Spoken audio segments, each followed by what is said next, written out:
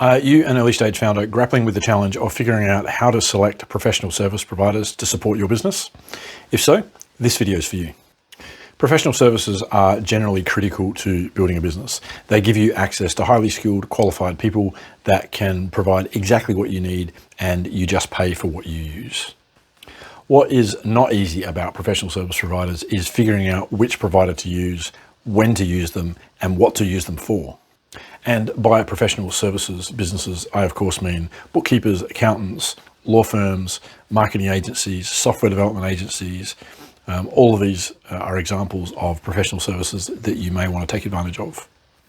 Here's a few tips to ensure that you're using your capital as efficiently as possible and reduce your risks. The most important thing to remind yourself of is the fact that building a startup is an iterative process of learning what to do and what not to do in order to get to product market fit. This is why we use the terms like founder-led sales, founder-led marketing, and founder-led product development.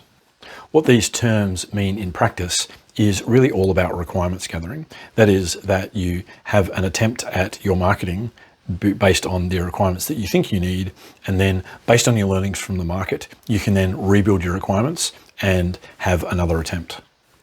Of course, these constantly updating requirements don't fit well with a typical professional services business model, because professional services businesses are cost effective and efficient because they can do the same thing many times over, and therefore they get economies of scale of their IP and experience in having to do those things. So generally speaking, where you can really benefit the most from professional services is with done with you services as opposed to done for you services.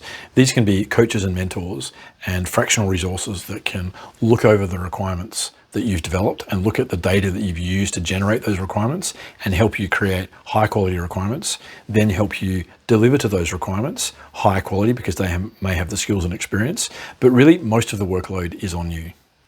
This allows you to use your capital extremely efficiently and be able to take advantage of expert skills, but also be able to do many iterations that are needed to get a product market fit.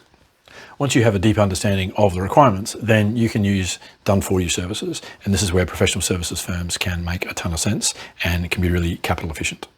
Lastly, where do you find the right kind of providers? And I think the best answer to this is to ask existing founders, particularly ones that have been in business for more than 4 or 5 years. They can give you the best referrals for professional services companies that really understand startups.